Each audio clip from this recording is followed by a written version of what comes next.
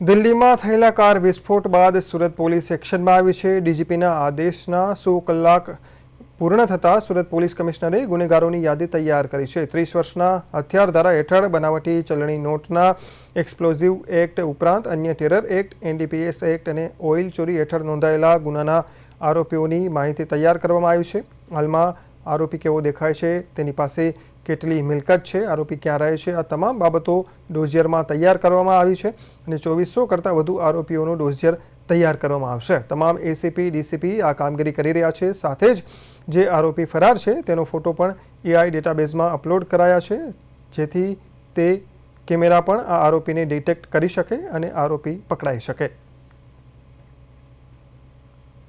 Explosive act हेठળ जो ભૂતકાળમાં જેટલા કોઈ બોમ્બ્સ વગેરે મળ્યા હોય, આપણે સુરત એક હિસ્ટ્રી ધરાવે છે કે બ્લાસ્ટ સાથે જોડેલા લોકો બી અહીંયા છે। જો તો એક્સપ્લોસિવ એક્ટમાં મોટા કોઈ જથ્થા રાખવાના આ પ્રકારના કેસીસમાં જો આરોપીઓ હતા, કુલ 265 જેટલા આ લોકો આરોપીઓ છે।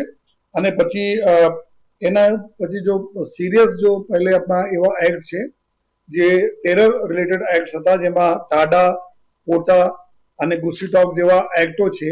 આ એક્ટમાં જેટલા લોકો પકડાયેલા છે આ લોકોનો જો એક માહિતી જોઈએ, જેમાં કુલ 233 જેટલા લોકો આવે। અને પછી જો એનડીપીએસ જો આરોપીઓ જેના અત્યારે નાર્કો ટેરરિઝમ તરીકે બી અમારા લોકોના ટાર્ગેટમાં રહે છે, જો એનડીપીએસના સપ્લાયમાં જેટલા બી લોકો સામેલ છે અને જો મોટા જો કાર્ટલ્સ હોય, પેડલર્સ હોય, આ પ્રકાર કુલ ટોટલ જો 1255 જેટલા લોકો છે।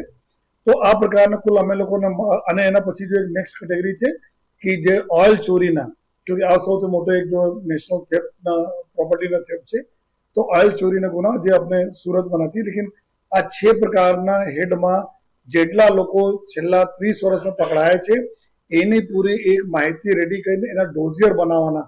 ડોઝિયર એટલે કે જેમાં એના પૂરા નામ, સરનામા, એના ખૂબ અત્યારે એના હુલિયા કેવી રીતે લાગે છે, એના આજુબાજુના ફોટો જો સીધા અને સાઈડ, લેફ્ટ સાઈડ, રાઈટ સાઈડના ફોટો, એના અત્યારે શું કરી રહ્યા છે, કોના કોના સંપર્કમાં છે, કામ ધંધા, એના બિઝનેસ શું છે, આ લોકોના અત્યારે કોઈ પ્રોપર્ટી વસાઈ લીધી હોય તો પ્રોપર્ટી કેવી રીતે આવી છે જો અને એના હાલના એના સાગરીતો કોણ છે, કઈ પ્રકારના એક્ટિવિટીમાં સામેલ છે, આ તમામ પ્રકારના માહિતીના સંકલિત કરતા એક ડોઝિયરના પરફોર્મા બનાવવામાં આવેલા છે।